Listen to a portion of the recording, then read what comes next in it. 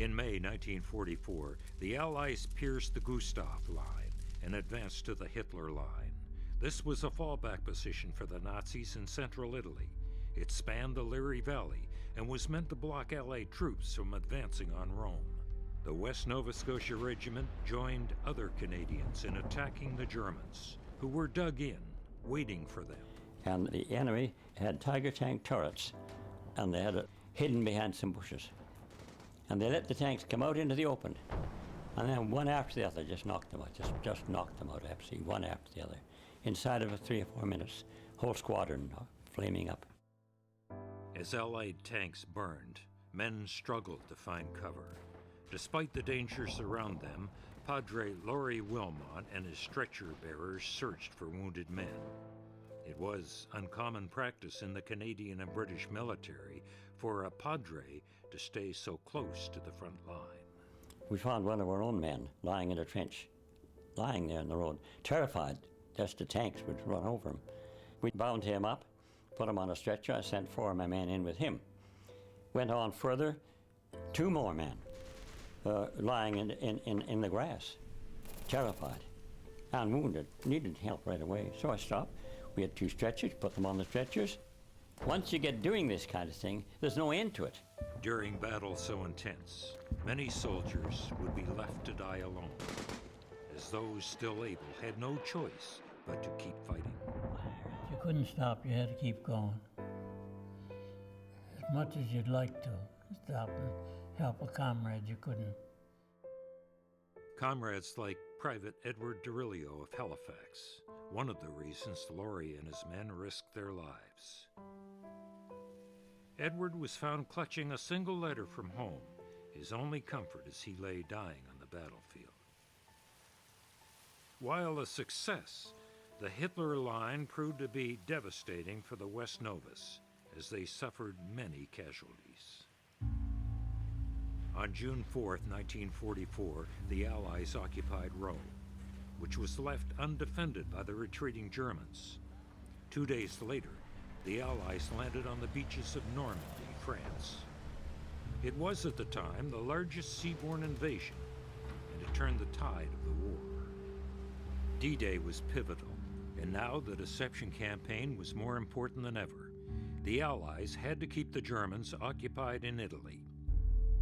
After regrouping and training, the West Nova Scotia Regiment relieved the 48th Highlanders and resumed a campaign along the banks of the Foglia River. It was the Gothic Line, Hitler's last desperate attempt to stall Allied troops in Italy. It was heavily defended, though the Allies found a vulnerable gap to the west.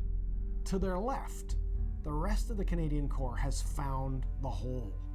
The Corps commander, Lieutenant General E.L.M. Burns, Tommy Burns as he's known, starts to push resources to widen that crack. This was a crucial moment for the Allies. To breach the line and force the Nazis out of Italy.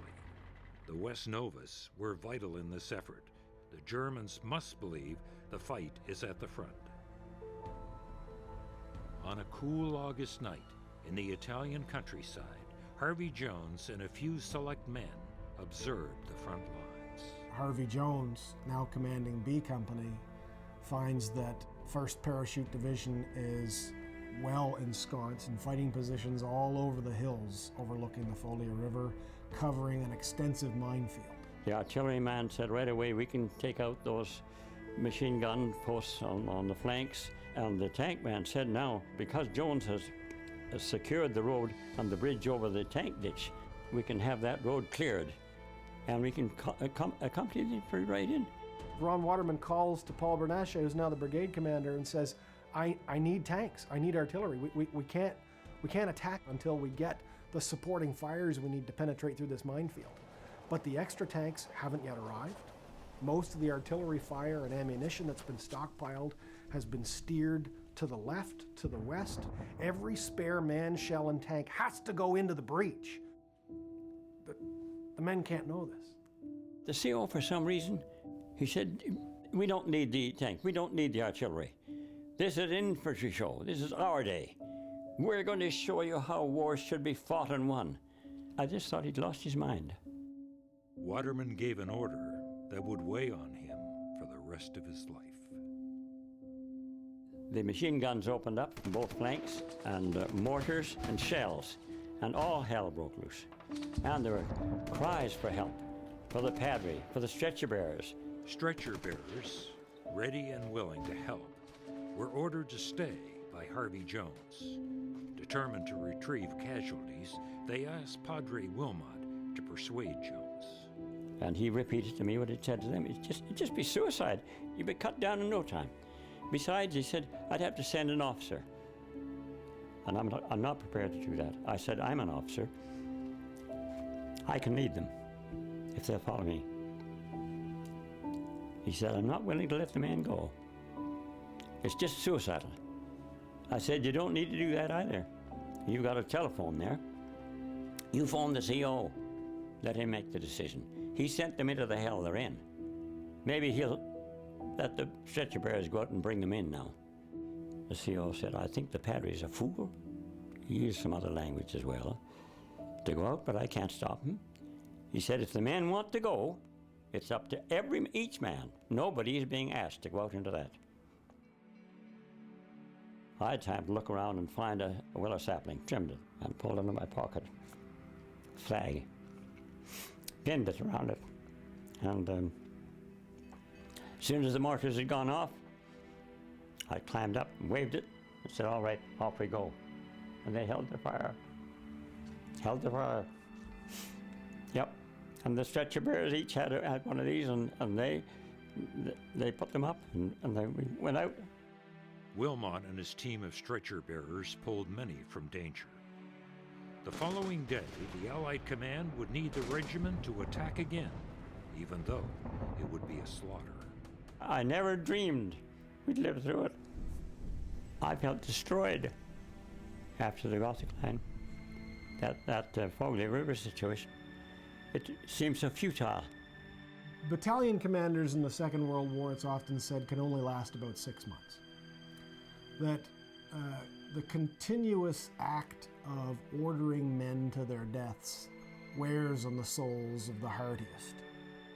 The decision to push, even when they didn't think they had it in them to push anymore, finally broke Ron Waterman's heart.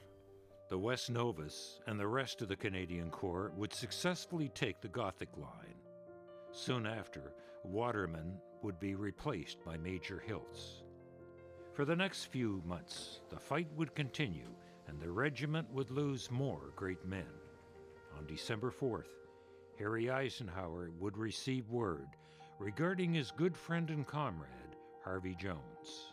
I was at brigade headquarters, and one of the liaison officers at the West Nova came to me and said, I heard Harvey Jones was wounded. And I said, oh, and of course I was greatly concerned. And I went up to the regiment, which was only probably a quarter of a mile away. I saw one of the officers there, and I said, I hear Harvey Jones was wounded, and he said he wasn't wounded, he was killed. Oh, that upset me, of course. It was one of those losses that you have to take. He rests overlooking Italy's lush green countryside, surrounded by brave brothers who paid the ultimate price. A few months later, the West Nova Scotia Regiment was pulled from Italy and moved to northwest Europe. Feelings were mixed. As far as they understood, they were to march to Hitler's doorstep in Berlin. You might think some of them might be remorseful about this, that they'd want to see through what they'd started. Most of them wanted to get the hell out of there. In the Second World War, people measured performance by how far you penetrated into Germany, and therefore the soldiers themselves felt like they'd been cheated of something by being stuck in Italy for another ghastly winter of 44-45. The regiment was treated wonderfully when they arrived in Belgium, driving through old Canadian First World War battlefields. It's late March and April of 1945 that all of 1st Canadian Corps from Italy and all of 2nd Canadian Corps that had landed in Normandy joins together to form a full and complete Canadian Army that will liberate the Netherlands in those last 5 weeks of the war. May 7th, 1945, Germany surrenders, ending the war effort for the West Nova Scotia Regiment. They would stay in the Netherlands as part of a humanitarian effort before leaving for home. Disembarking in Halifax, they were greeted by Bullock and Waterman. They marched the streets of Halifax with honor. Eisenhower, who had assumed command, insisted they be led by Bullock, the proverbial father of the unit.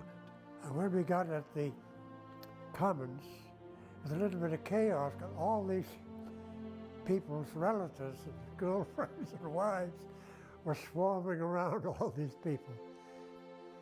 And when I spoke after the premier spoke, my father said, "My God, he sounds like a limey," so that indicates that you develop an accent when you go overseas. When I look back on it, I just wonder how I came through it all. That's what I wonder, how I came through it all. To see some of the situations we were in, I don't know how anybody could have high hopes. I did what I had to do, but I never did anything which I considered heroic, other than just being there. There's not many West Novies left, but they will be remembered as one of the best fighting units the Canadian Army ever had. I think that we owe it to any of them that might still be alive and to their families to tell them exactly what they accomplished, to tell them that this diversion and deception operation helped to win the Second World War and save the world. They helped to save the world. They did nothing less than that. And the fact that they didn't advance directly into Germany doesn't matter.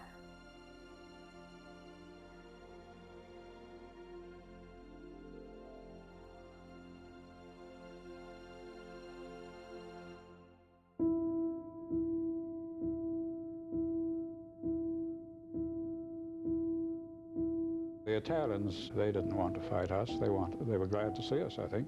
And we had no real problems with them there. We ran into one or two of their fascist outfits later on, which gave us a bit of a problem, but none in Sicily. It was pretty hard to operate because you only had the one road.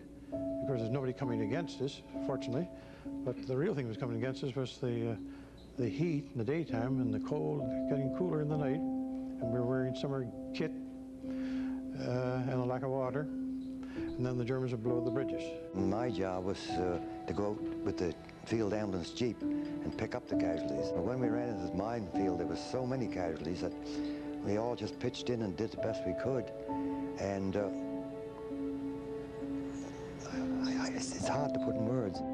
The West Novas, I think, are a particularly close-knit group, probably more than most other units. But yeah, they're proud of what they did, and I think justly proud.